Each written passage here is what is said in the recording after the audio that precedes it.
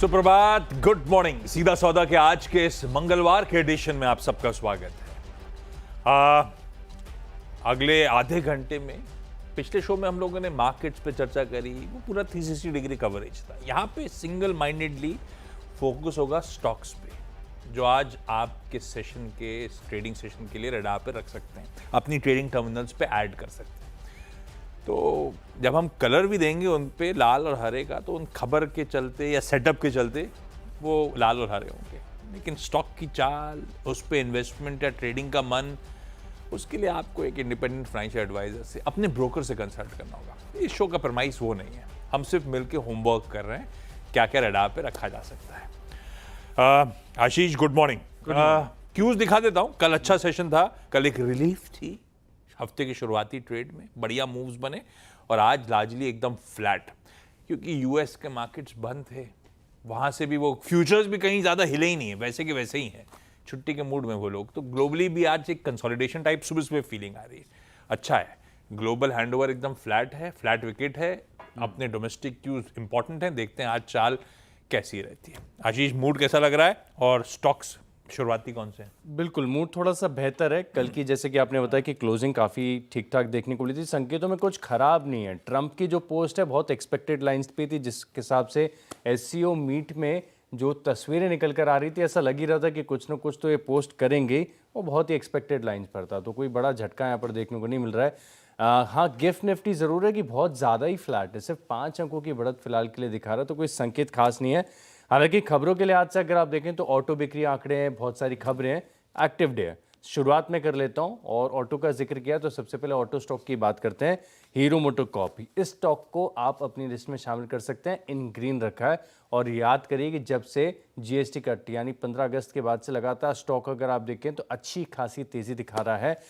अब स्टॉक में फिलहाल अगर आप देखें तो जो आंकड़े आए हैं, ये सेल्स का आंकड़ा देखने को मिला है 5,54,000 यूनिट्स, और जो अनुमान निकल कर आ रहे थे ये 5,31,000 के आसपास थे। तो यानी बेटर देन एस्टिमेट नंबर्स हैं। और ख़ास बात ये कि जो एक्सपोर्ट्स में सर्ज है ये भी काफ़ी बढ़िया देखने को मिला है, करीब करीब 20,000 यूनिट से बढ़कर 35,000 यूनिट का आंकड़ा यहाँ पर देखने को मिला है। तो हीरो मोटोकॉर्प अच्छे आंकड़ों के चलते रखेंगे इसे इन ग्रीन। दूसरे नंबर पर है, और इसके तो नाम में ही ग्रीन है, एनटीपीसी ग्रीन। इस स्टॉक की चर्चा काफ़ी बार की है शो के दौरान। अब भुज में अगर आप देखें तो उन्होंने 25 मेगावाट सोलर कैपेसिटी जो है कमर्शियल ऑपरेशन डिक्लेयर किया, ऐड की है। और साथ में अब इन्होंने अपडेट देके बताया कि एनटीपीसी ग्रीन की जो टोटल कैपेसिटी है वो 7,245 मेगावाट हो चुकी है। तो काफ़ी अच्छी और लगातार कैपेसिटी एडिशन के चलते एनटीपीसी ग्रीन को रखा है green. Okay, hero MotoCorp last था ना मेरे ख्याल से, बालाजी सारे आ गए, मारुति भी बंद होते तो आ गया था, बस हीरो मोटोकॉर्प रह गया था। लीजिए, आखिरी नंबर था वो, और वो भी बढ़िया नंबर, 8% साल। ऑटो नंबर अच्छा है। एक पीवी को छोड़ दूं तो बाकी सारी पॉकेट अच्छा कर गई है ना। चलिए, अच्छी खबर। भारत इलेक्ट्रॉनिक्स पहला। कल वैसे डिफेंस स्टॉक्स हरकत में थे तमाम अटकलों के बीच में, पर बीईएल ने कल बाजार बंद होने के बाद वो एक्सचेंज पे डिस्क्लोजर शेयर करा कि लास्ट अपडेट इनका जो आया था 30 जुलाई, उसके बाद 644 करोड़ रुपीस के एडिशनल ऑर्डर्स बैक करें। तो मोटा मोटी ऐसा कह लीजिए अगस्त महीने में इतने और एडिशनल ऑर्डर्स इनके पास आए हैं। अब वो तमाम वो कह रहे हैं data centres, communication equipment, seekers, jammers वगैरह के लिए लिस्ट दे रखी उन्होंने, काय के ऑर्डर्स हैं। पर ठीक है, ऑर्डर विंस अच्छी हैं, इन ग्रीन रखा है भारत इलेक्ट्रॉनिक्स को। पर ध्यान रखिए कई सारे डिफेंस स्टॉक्स कल वाकई अच्छी हरकत में थे, इंक्लूडिंग बीईएल, पर ये बाजार के मूव के साथ साथ चल रहा था। दूसरा, इंद्रप्रस्था गैस, जैसे एनटीपीसी ग्रीन की चर्चा हुई थी, तो इंद्रप्रस्था गैस, आईजीएल ने कल कहा कि राजस्थान राज्य विद्युत उत्पादन निगम RVUNL के साथ हमने एक जेवी करा है सोलर पावर प्रोजेक्ट सेटअप करने के लिए राजस्थान में। इन ग्रीन रखा है। उस जेवी में राजस्थान राज्य विद्युत निगम का तो 26% स्टेक होगा, इनका 74%। ये मेजॉरिटी जेवी में स्टेक होल्डर्स होंगे। आईजीएल अच्छी कंपनी, लो लेवल्स पे बढ़िया कंसोलिडेट करी चली जा रही है, खबर ठीक ठाक आई है, इन ग्रीन रख दिया है। दो शुरुआती हरे में स्टॉक्स। अब अगला स्टॉक है मेरे पास सिरमा SGS, यहाँ पर आप नजर रख के चल सकते हैं। और इन्होंने एक जेवी किया है और एलीमास्टर के साथ, एलीमास्टर करके कंपनी इसके साथ जेवी अनाउंसमेंट किया है, जहां पर अगर आप देखें तो मैन्युफैक्चरिंग करेंगे इक्विपमेंट्स की, यानी रेलवे, इंडस्ट्रियल और मेडिकल इलेक्ट्रॉनिक्स, इस स्पेस में यहाँ पर इनकी मैन्युफैक्चरिंग इस जेवी के अंतर्गत देखने को मिलेगी। तो सिरमा एसजीएस और ये स्पेस भी वैसे भी काफ़ी ज़्यादा बजेंगे पूरी इलेक्ट्रॉनिक मैन्युफैक्चरिंग, तो इसी के चलते इन ग्रीन रखा है स्टॉक को। और इसी के साथ मेरी जो लिस्ट है खबरों वाली वो समाप्त हो जाती है। अब मेरे पास सिर्फ प्राइस एक्शन वाले स्टॉक्स हैं। कार-ट्रेड, ये स्टॉक मुझे काफ़ी इंटरेस्टिंग लग रहा है, इसका चार्ट मैंने देखा था और वीकली चार्ट पर भी अगर आप देखें तो आपको स्ट्रेंथ नज़र आएगी, लेकिन अगर आप मंथली चार्ट पर स्विच करके देखेंगे तो कार-ट्रेड में एक खास बात ये नज़र आ रही है कि पिछले 3 महीनों से, यानी मंथली कैंडल पर स्विच करके देखेंगे तो जो प्रीवियस 3 कैंडल्स हैं इसमें लगातार हायर टॉप और हायर बॉटम्स देखने को मिल रहा है। तो ये अपने आप में अगर आप देखें तो एक बढ़िया अप ट्रेंड का अच्छा संकेत माना जाता है। तो इसी के चलते कल भी तेजी यहाँ पर देखने को मिली थी, ऑलमोस्ट 4.5% की तेजी के साथ ये स्टॉक बंद हुआ है। तो कार-ट्रेड, एक बार आप इसका चार्ट जरूर देखिएगा। ओके, अच्छा 2 स्टॉक्स, एक तो यूनाइटेड फॉस्फोरस यानी कि यूपीएल, ठीक है, बहुत पेन के बाद अच्छे मूव्स फाइनली दिखाए थे स्टॉक ने, अब खबरें भी ठीक आ रही हैं।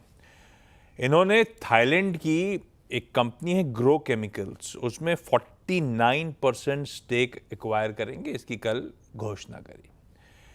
डील की कॉन्टोर्स आपकी स्क्रीन्स पर आएंगे और एक्सपेक्टेड है कि इस साल के अंत तक वो डील पूरी कंप्लीट हो जाएगी, ट्रांजैक्शन कंज्यूमेट हो जाएगा। यूपीएल को इन ग्रीन करा, यूपीएल के साथ राइम करता हुआ यूबीएल, हालांकि मैं आशीष से कह रहा था आज नहीं लेना चाहिए, फिर मैंने कहा ले लो, ट्यूसडे आज यार, पर ठीक है। यूनाइटेड ब्रेवरीज इसीलिए क्योंकि इनका कल बाजार बंद होने के बाद अपडेट आया कि इन्होंने असल में कॉन्ट्रैक्ट मैन्युफैक्चरिंग का करार कर रखा है। वहाँ की है इलियॉस ब्रेवरीज, तो अरेंजमेंट के तहत अब इन्होंने उस प्लांट को कमीशन कर दिया है। बेसिकली उस प्लांट से किंगफिशर जो ब्रांड के अंदर प्रोडक्ट्स हैं वो प्रोड्यूस करने शुरू होंगे, कल से हो गए, वो कमीशनिंग का अपडेट आता हुआ। तो यूबीएल को भी उस बैकड्रॉप पे ग्रीन रखा, यूपीएल और यूबीएल दोनों ग्रीन। अगले तो यहाँ पर रखेंगे हम खास नज़र कोफोर्ज, ये स्टॉक मुझे काफ़ी पसंद आ रहा है और इसमें अगर आप देखें तो जो प्राइस एक्शन है ये काफ़ी इंटरेस्टिंग है। और कल के पूरे सेशन को अगर आप देखें क्लोजली तो आईटी स्टॉक्स में एक अलग टाइप की स्ट्रेंथ आपको नजर आई। बहुत सारे स्टॉक हैं, इनफैक्ट कोफोर्ज के साथ मैस्टेक, ये भी स्टॉक मेरे रडार पर था, यहाँ पर भी काफ़ी बढ़िया क्लोजिंग देखने को मिली। कोफोर्ज का चार्ट का स्ट्रक्चर बढ़िया है, 2-2.5% की तेजी के साथ बंद हुआ है, तो सिर्फ प्राइस एक्शन के चलते इस स्टॉक को मैं अपनी लिस्ट में शामिल कर रहा हूँ।